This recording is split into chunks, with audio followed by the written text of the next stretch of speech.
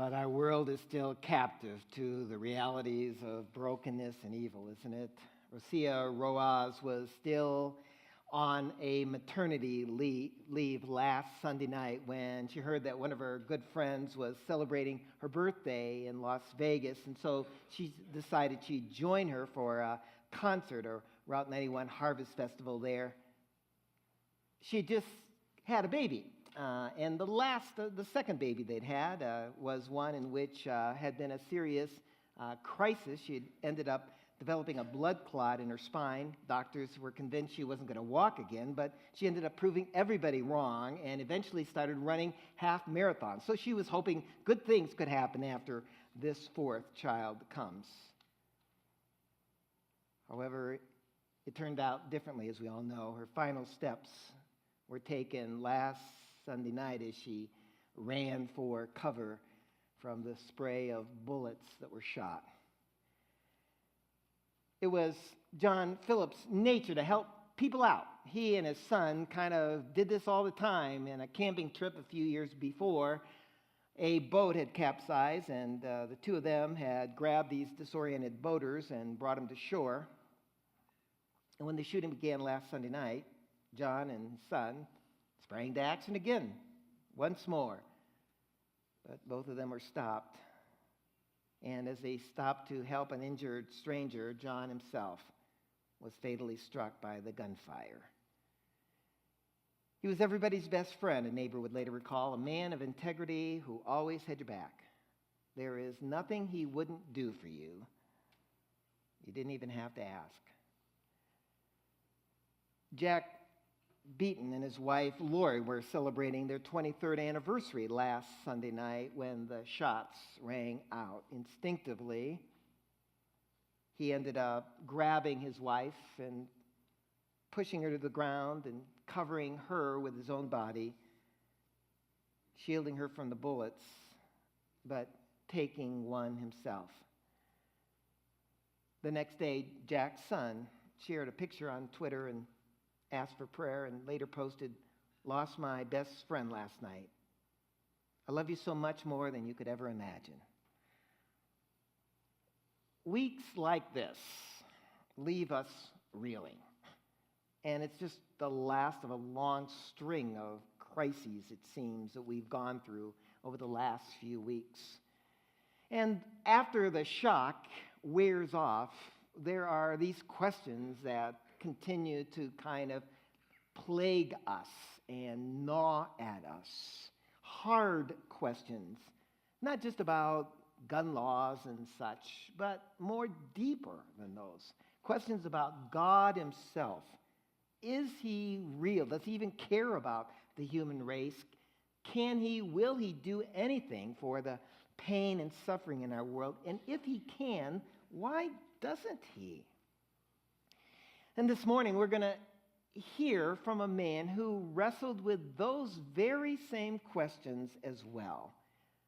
We are now hitting our third week of readings in our Essential Jesus Reading Challenge. This week, we're going to be talking about previews of Christ that we find in the dusty parts of the Old Testament often. And today, I want us to look at one of those people that is a preview and shows us and points us toward Jesus. And this is a man who faced the same questions and the doubts and the disappointments and struggles that we face. And they were just as raw and real as they can be for us. And yet, as he struggled through those questions, he made a discovery about himself and about God that changed everything. And so we can learn that lesson as we follow him, as we do these signposts toward Jesus. He's one that sets a cairn, a rock pile that we can go toward and see more clearly what Jesus is all about. And so we're going to take a look at a book, or a man by the name of Job, and his book that bears his name as well.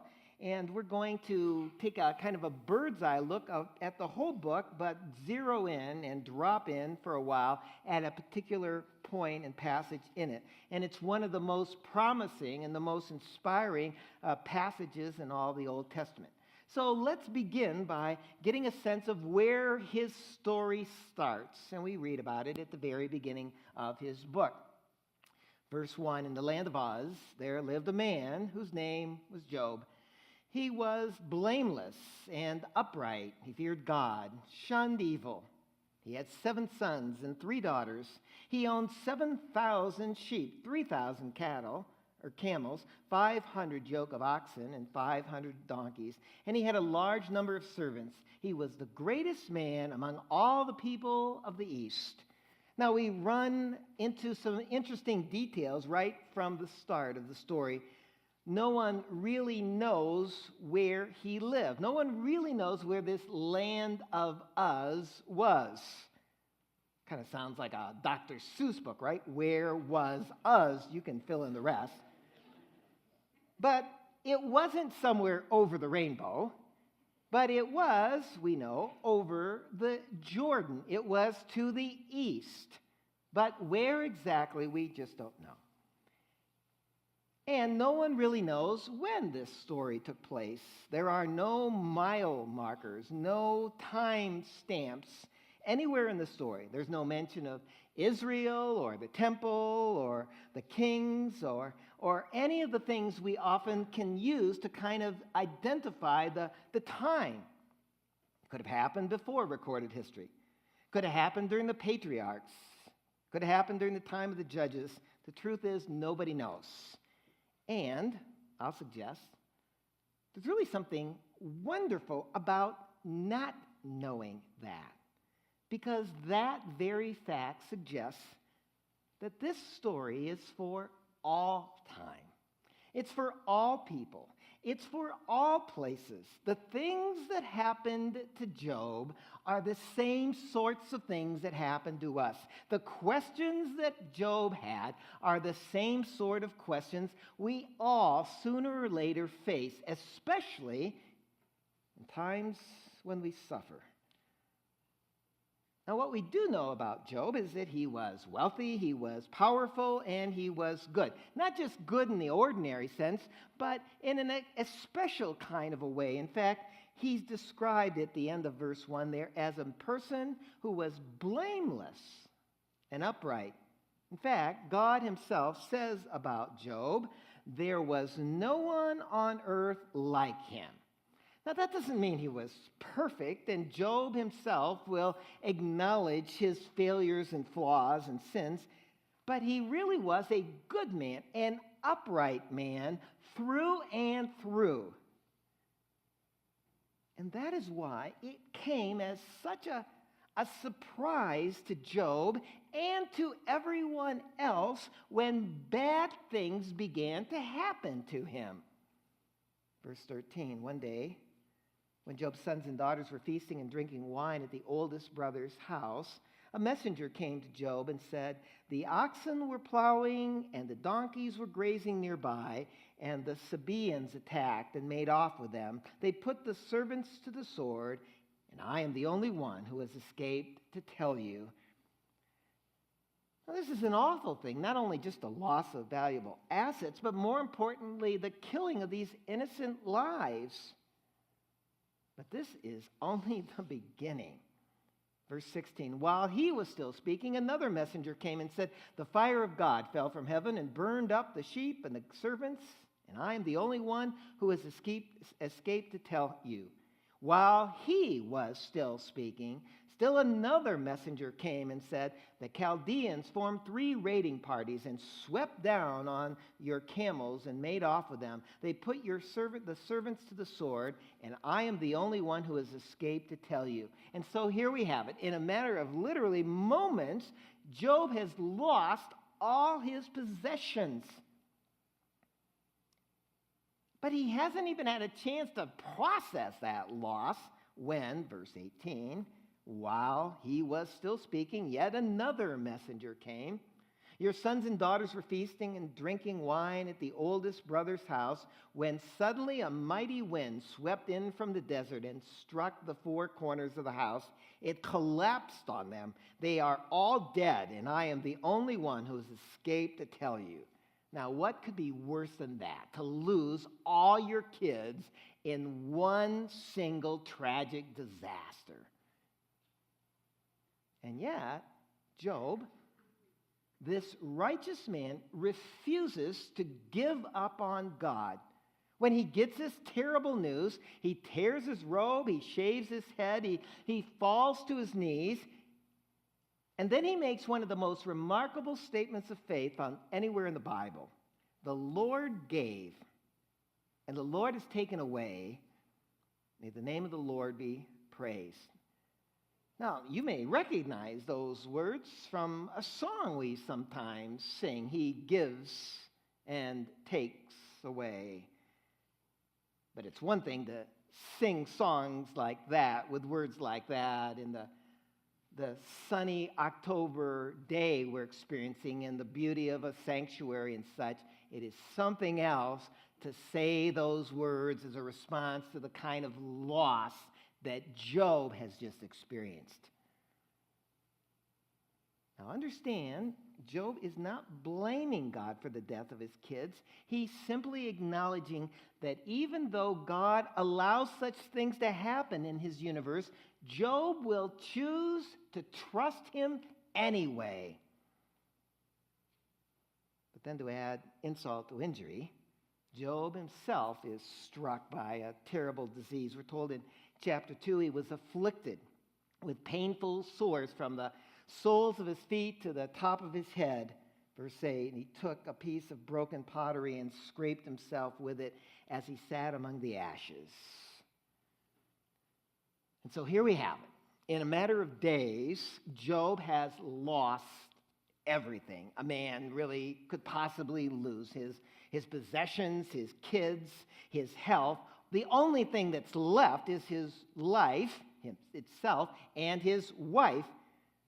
And she turns out to be less than helpful at this point as well. She said to him, "Are you still maintaining your integrity? Curse God and die." Well, thanks, honey, for the support in this time of loss. Appreciate your encouragement in this time. What's going on here? I mean, how could so many bad things happen to one person, and a good person at that? Are we missing something here? Well, actually, we are. It turns out there is something else going on, and it's going on behind the scenes. We learn in chapters 1 and 2 that God and Satan are vying for Job's soul, and Satan is out to destroy Job's faith by taking from him every earthly blessing. But God believes in Job. How's that for a turning of the tables? God believes in Job. And God believes he can withstand Satan's test of his faith. Now, it's important not to read too much into one story in Scripture. We don't want to build an entire theology around one single story. For instance, we aren't being taught here that every bad thing that happens is directly a result of being attacked by Satan. Things are never that simple. I mean, bad things happen in this broken world for all sorts of different reasons, as this very story illustrates. There's a malign spirit at work trying his very best to stir up trouble all the time, and we've seen him raise his ugly head in our nation recently. But there are also sinful people in the world who do reckless and foolish and despicable things. We see some of those terrible things in the story. Chaldeans raiding. We see it in our world. ISIS terror cells and psychopathic killers with AR-15 rifles. We see it all around us. There are times when that dangerous spirit is at work undermining our world, and there are times when sinful people in this world are doing just that. And then we live in this fallen world where the forces of nature, the good forces of nature, end up running amok at times. Fire breaks out, Job is told, destroying things. Winds blow things down, as his house was, as has happened in our nation recently, and in Houston and in Florida. Viruses spread. Cancer ends up striking. Genes mutate. See, there's no simple explanation for the pain and the suffering and the evil in the world.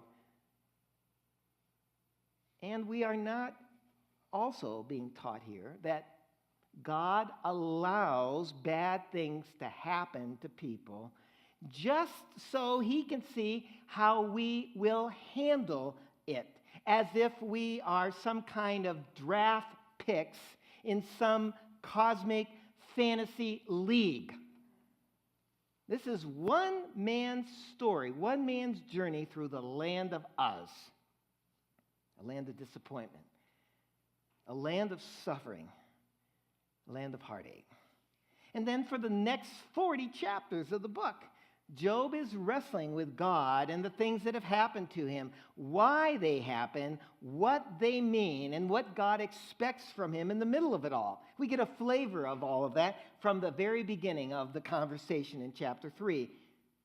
After this, Job opened his mouth and cursed the day of his birth. He said, "May the day of my birth perish, and the night that said, a boy is conceived, that day.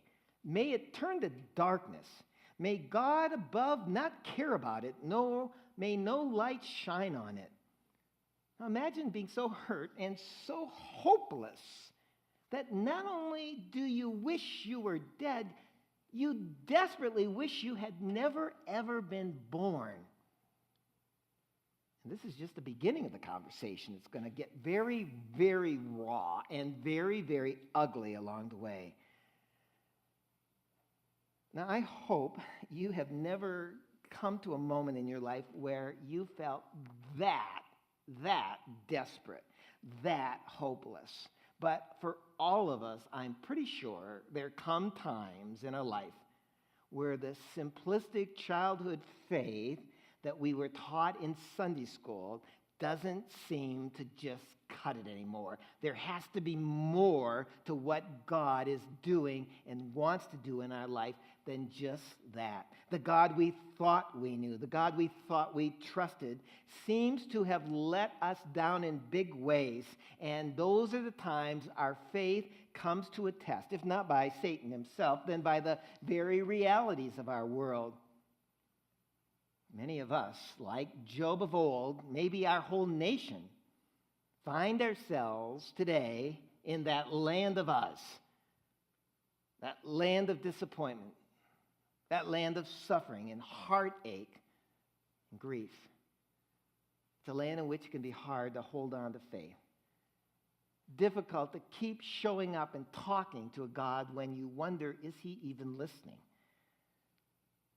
But to Job's credit, he did keep showing up. And for some 30 chapters, he has it out with God, back and forth. Friends show up to offer counsel and comfort, mostly counsel and very little comfort, frankly. Unfortunately, they think what many of us think. They think that bad things don't happen to good people. And so they blame Job. This is your fault, Job. You sinned, and God is punishing you. I didn't sin, Job responds. Yes, you did. No, I didn't. Yes, you did. No, I didn't. And it goes back and forth like that for about 30-some chapters. Now, Job is not claiming sinless perfection. He knows he's a man broken, but he is doing his best Whatever guilt he might have, and he surely has some, doesn't warrant this kind of treatment from God, who's supposed to be on my side, who's supposed to be gracious and kind and merciful and good. But see, Job's friends are really just doing what we all do when we face suffering, when we face evil.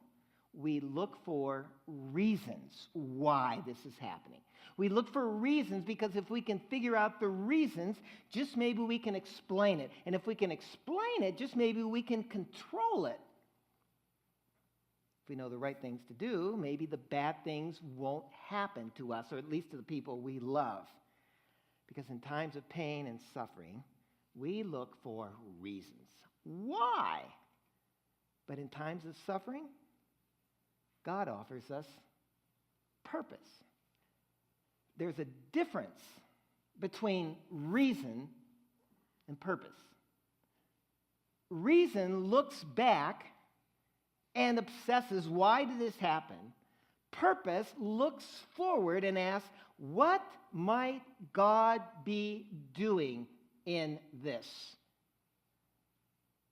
In fact, we see a perfect picture of this in the Gospel of John, chapter 9, where we meet a man born blind. His disciples asked Jesus, Rabbi, who sinned, this man or his parents, that he was born blind? See, they're doing what we all do, looking for reasons, because if they could figure out the reason why this happened, maybe they can keep it from happening again, or to them, those they love, or their kids. Jesus responds, neither this man nor his parents sinned, but this has happened so that the works of God might be displayed in him. Do you see what Jesus is saying here? Don't waste time on reasons because it's never that simple. Look instead for purpose. What might God do with this awful mess of things? Something that will bring him glory and be good for all those involved. See, terrible things happen. We've seen that this week.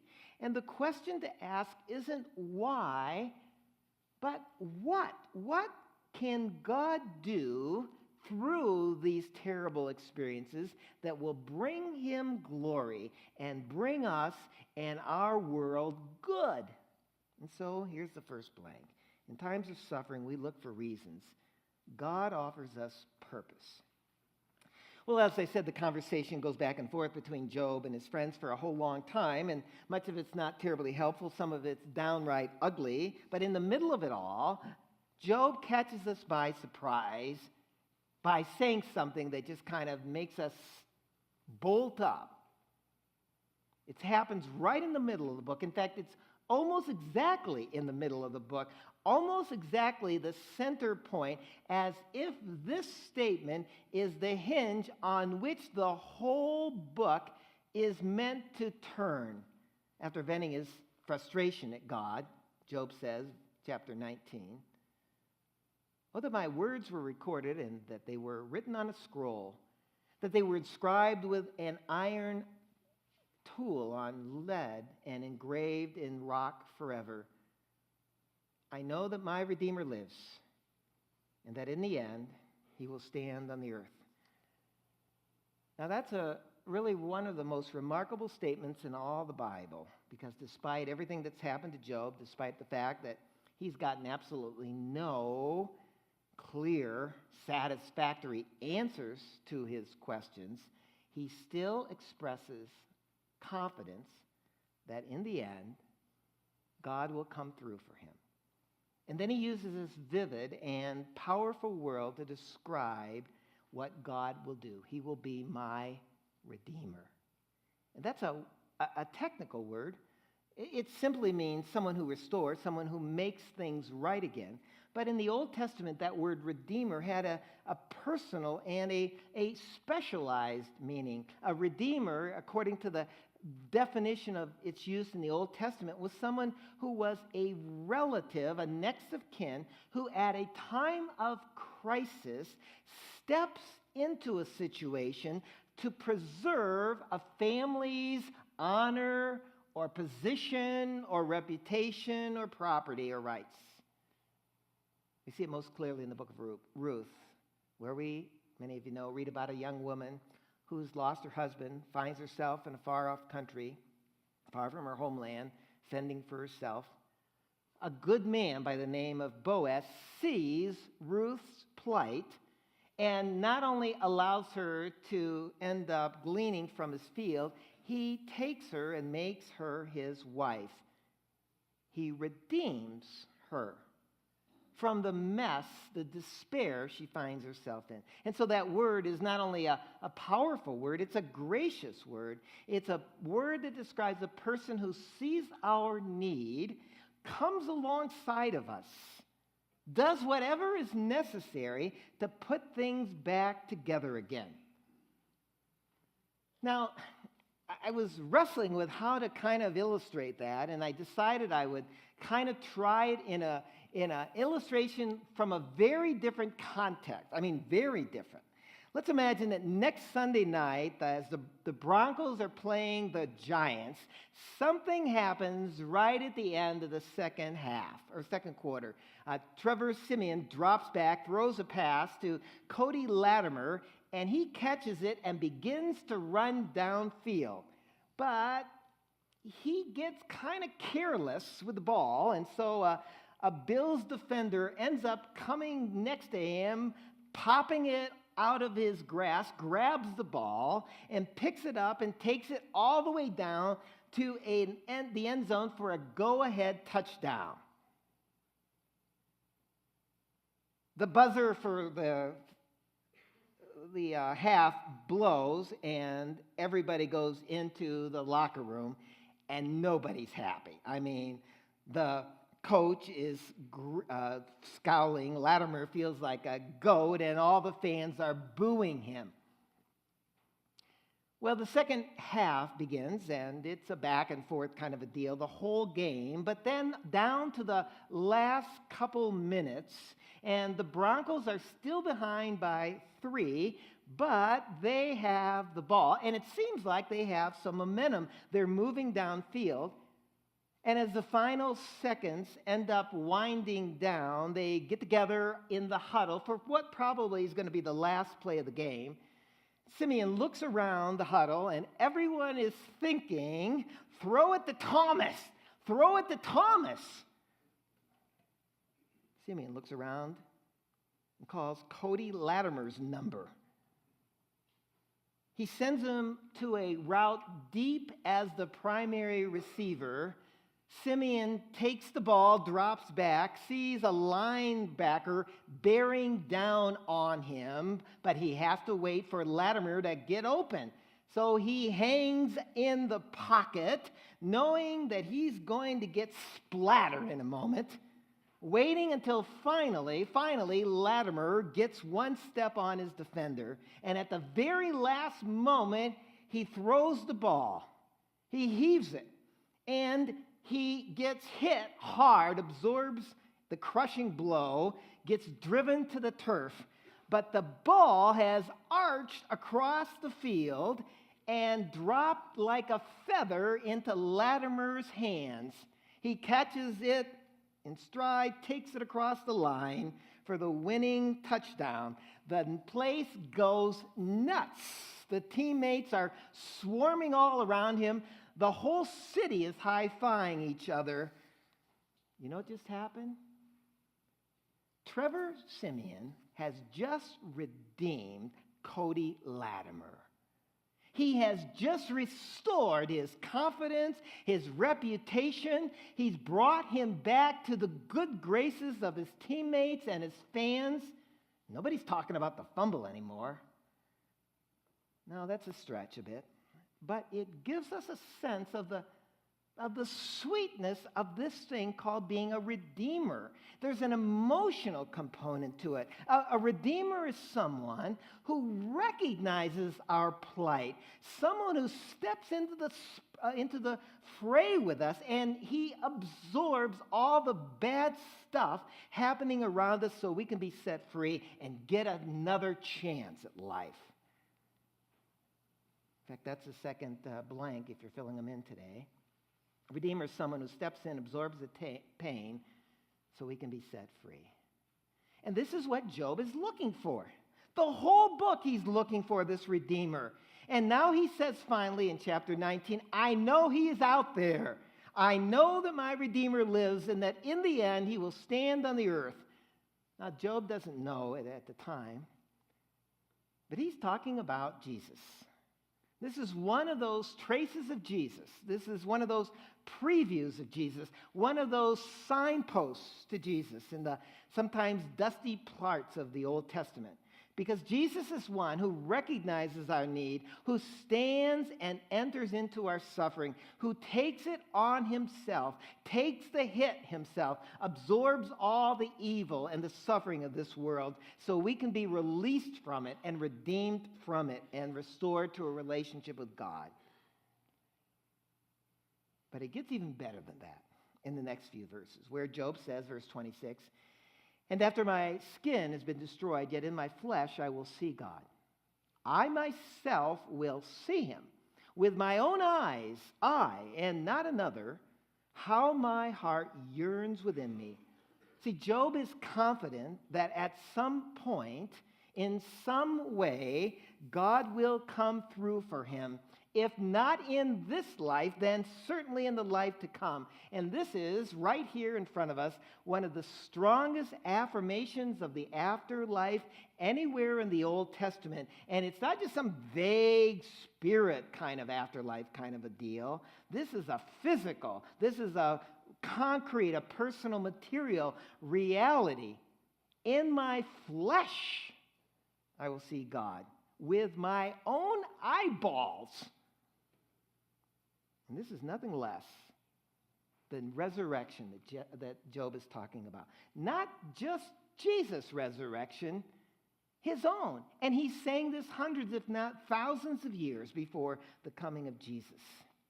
And so in the midst of this pain and suffering and abandonment, Job finds hope.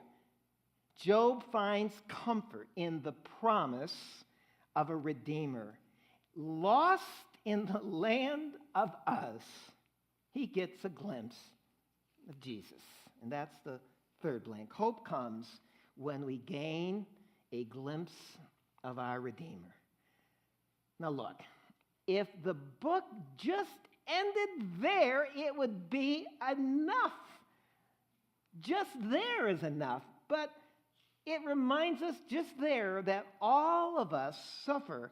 All of us go through difficult, painful experiences in life in this sorry world, but there is hope.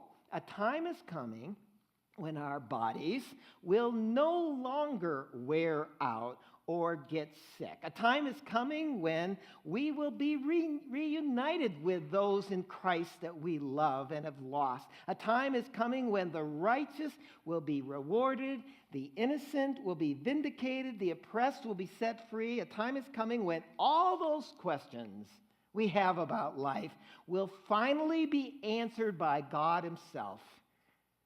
I mean, that's enough to keep us going through all kinds of pain and suffering in this world.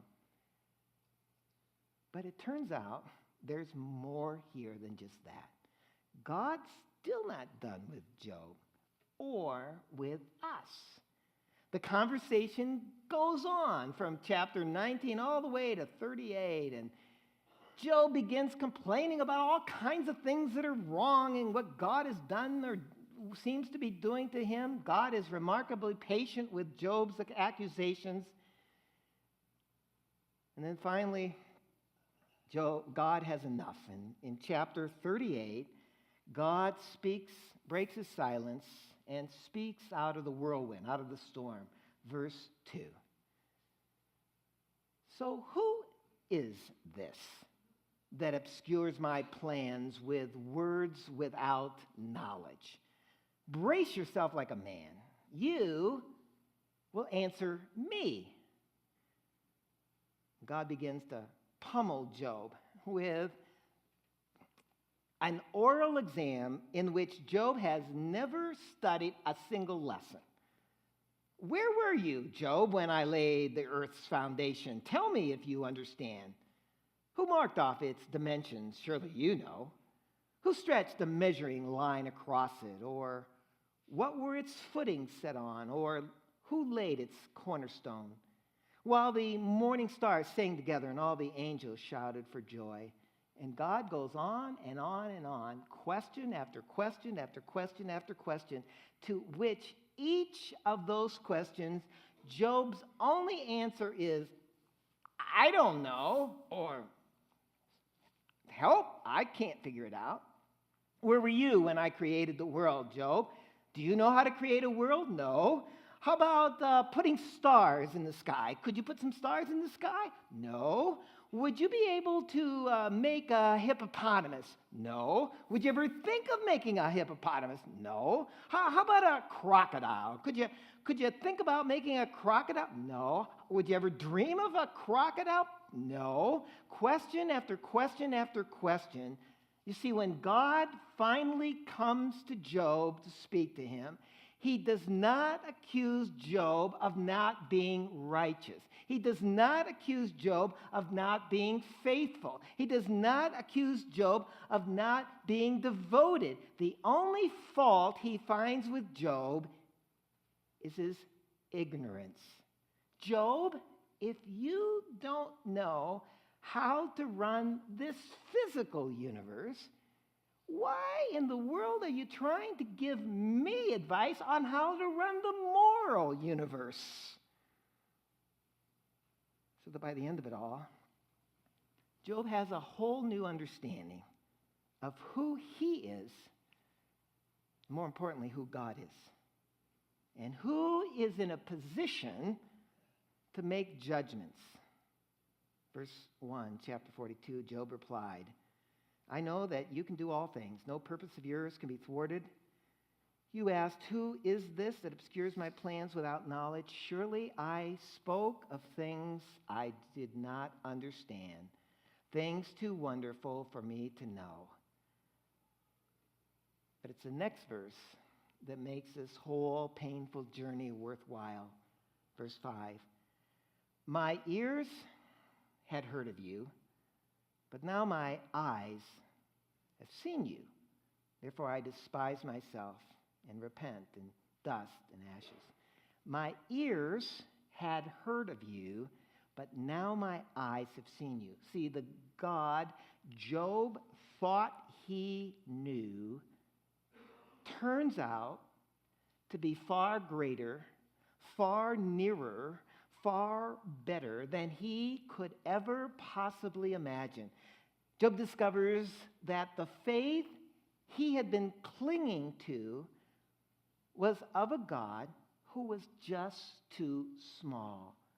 God was so much greater, stronger, powerful, finer than his small imagination would ever allow. And so that's why he says, now I really know you. I heard about you before, but now I finally am seeing you for who you are. Now I have met you. Where? In the land of Uz, in the crucible of suffering. Job thought he would have to wait till the life to come to see God, but it ends up he gets a glimpse of him right here. You talk to any believer who has gone through suffering and hung in there, and you will discover that they have seen God in a way that most of us have not, because suffering has a way of enlarging our vision of God himself. That's the fourth blank, by the way. Now, the book, again, it could just end right here and be just fine. But like lots of movies, there's an epilogue. You know how you go to a movie, you watch it, you're getting up to go, and all of a sudden they're scrolling what happened to all these characters 5 years later. And that's what happens in the book. We're told that years later, Job's physical health is restored. He becomes even more prosperous than ever before. He has 7 more sons and 3 more daughters. I guess he and his wife made up somehow. And then in the final lines we read, verse 15, nowhere in all the land were there found women as beautiful as Job's daughters. And their father granted them an inheritance along with their brothers. Seeing God in a new way helped him to see his daughters and his sons in a new way as well. After this, verse 16, Job lived 140 years. He saw his children and their children to the fourth generation. And so Job died, an old man, full of years. He got back double everything he had lost, except you can never replace your kids. But he knew something about those kids he'd lost. He knew he would one day see them again on the other side of glory. Now, again, remember, this is one man's story. We dare not build a whole theology of pain and suffering around one story. We can't and we won't get back everything we lose in life. We can't. We won't. We can't. We won't be healed of every disease that we get in life. But you talk to any believer who has suffered, who has stayed, and they will testify to the goodness of God in this life and in the life to come. And so here we have it. Dusty pages of the Old Testament, a promise. We can trust God even in the times of suffering and loss, knowing Jesus can and will redeem life's worst moments. That's the last blank. Jesus can and will redeem life's worst moments. So when you find yourself in the land of Oz, the land of heartbreak, land of disappointment, keep your eyes open for that Redeemer. Keep open to his healing, to his help, to making your life whole again. He will, either in this life, most certainly in the life to come. There is a Redeemer. His name is Jesus. Let's pray.